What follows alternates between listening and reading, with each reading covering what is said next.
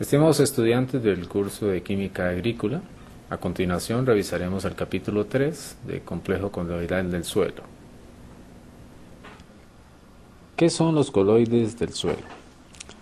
Los coloides son unos sistemas físico-químicos formados por dos o más fases, una continua o fluida, denominada medio dispersante o disolvente, y otra dispersa en forma de partículas, por lo general sólidas. Existen distintas categorías de coloides, como se muestra en el cuadro siguiente. Tenemos acá un primer tipo, que sería una suspensión, un sistema formado por dos fases, generalmente un líquido, en el cual se suspenden partículas sólidas e insolubles, como son los jugos de frutas o las salsas utilizadas para cocinar. Otro tipo de coloide es la emulsión, que es una mezcla de dos líquidos inmiscibles de manera más o menos homogénea, como son la mayonesa y la leche. Otro tipo de coloide es el denominado sol, que es una dispersión de partículas sólidas independientes en un medio líquido, llamado hidrosol, o gaseoso, conocido como aerosol. Tenemos también el gel, que es un sistema en el que hay partículas sólidas, que en este caso la fase dispersante, y líquidas ordenadas en forma de estructuras como resultado de fuerzas de unión entre ellos, como es el caso del gel utilizado para el pelo o el gel antibacterial. Tenemos otro tipo de gel, que es el hidrogel, que es un sistema con apariencia sólida, como la albúmina de huevo coagulada por el calor o la gelatina gelificada por el enfriamiento. El aerosol, que es una mezcla heterogénea de partículas sólidas o líquidas suspendidas en un gas, por ejemplo el smog. En el suelo existen 4 tipos diferentes de coloides: las arcillas cristalinas silicatadas, las arcillas no cristalinas, es decir, amorfas, los óxidos de hierro y aluminio, denominados sesquióxidos, y los coloides orgánicos, que conocemos con el nombre de humus. Originalmente, el humus procede de compuestos orgánicos como taninos, polifenoles, lignina, ceras y proteínas metabolizadas resistentes a la degradación, además de la quitina no degradable proveniente de insectos y hongos. Esta división se puede hacer en dos clases fundamentales de coloides: los coloides orgánicos, conocidos como humus, y los inorgánicos, que en este caso engloban las arcillas y los óxidos. Las arcillas a su vez se pueden subdividir en silíceas, que son características de casi cualquier condición, regiones áridas, tropicales, intempladas. Lo que varía es el tipo específico de arcilla. Y los óxidos hidratados de hierro y aluminio, que son más características de las regiones tropicales y semitropicales.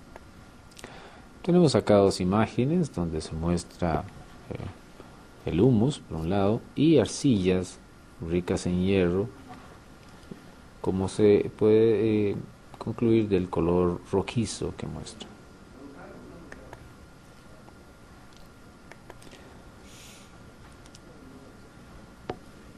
Los coloides del suelo están conformados esencialmente por unos materiales primarios denominados silicatos. Entonces, estos materiales primarios originan en el suelo. Son compuestos inorgánicos formados por el silicio y aluminio, llamados aluminosilicatos, y generalmente conocidos con el nombre de silicatos. Su estructura cristalina y composición química son propias de cada mineral parental del cual se origina. Los minerales del suelo se componen de estructuras de silicatos, los cuales poseen la misma composición de las rocas de la cual se originan. Las estructuras de los silicatos tienen como unidad básica el anión silicato SiO4, 4-, cuyo arreglo se muestra en la figura de la próxima diapositiva. En dicha especie, un átomo de silicio se ubica en el centro de un tetraedro y se enlaza a 4 átomos de oxígeno, los cuales se localizan en los vértices. Los enlaces son de tipo covalente polar y la carga neta del anión es 4 menos. Acá tenemos una imagen de lo que es un silicato. Se ubica el átomo de silicio en el centro de ese tetraedro y en los vértices de cada uno de ellos se ubican los átomos de oxígeno. Acá tenemos dos formas de visualizarlo. Al lado izquierdo vemos la estructura tridimensional y al lado derecho tenemos una vista superior del silicato. Cada circulito gris corresponde a un oxígeno ubicado en los vértices del tetraedro y debajo de este oxígeno se encuentra el átomo de silicio que estaría en el centro de ese silicato. Una forma más resumida y práctica para describir estructuras muy grandes es el que se muestra al lado derecho. Cada triángulo de ellos implica la presencia de átomos de oxígeno en los vértices y un átomo de silicio en el centro. Esta figura se origina a partir de la que está a la izquierda. Los silicatos se clasifican básicamente en 6 categorías, iniciando por los ciclosilicatos, que son anillos cerrados o dobles anillos de tetraedros. Y aquí vemos la fórmula general, SiO3, Si2O5, y un ejemplo mineral de este tipo de ciclosilicato es la turmalina. Los inosilicatos corresponden a cadenas dobles o simples de tetraedros. Acá vemos la fórmula general, SiO3 o Si4O11, y algunos ejemplos de estos silicatos son los anfiboles, los piroxenos y la hornablenda. El siguiente serían los nesosilicatos, que son tetraedros separados de óxido de silicio, 4. SiO4 tendría la fórmula general, y acá tenemos dos ejemplos, el circonio y el topacio. Los filosilicatos corresponden a hojas de tetraedros, de fórmula general Si2O5. Y aquí tenemos varios ejemplos, la clorita, la ilita, la kaolinita, montmorilonita y la vermiculita. Los sorosilicatos sería el siguiente grupo, y este tienen 2 o más tetraedros hundidos o que comparten al menos un átomo de oxígeno. Las fórmulas generales son Si2O7 o Si5O16, y el ejemplo de este tipo mineral que tenemos es la epidorita. Los tectosilicatos se dice que tienen una estructura de esqueleto de tetraedros tridimensionales, cuya fórmula general es SiO2, y tenemos las zeolitas y los feldespatos como ejemplos de estos tectosilicatos. Veamos el concepto de la meteorización. Este es un proceso esencial de transformación de los minerales primarios y las rocas, y que se asume como el mecanismo predominante en la formación de los minerales secundarios. Otra forma de visualizar la meteorización es como un proceso natural irrevocable de colapso y evolución de las rocas y minerales en residuos no consolidados llamados regolitos, que quedan sobre la superficie de la Tierra.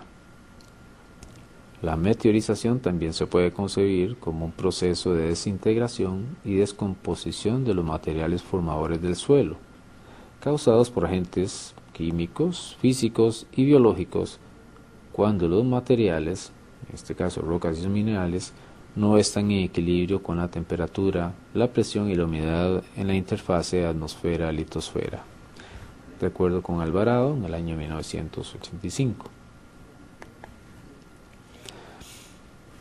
Por otro lado, en el suelo tenemos también coloides orgánicos. En este caso, la materia orgánica del suelo comprende un conjunto de materiales con distintos grados de descomposición y de distinto origen.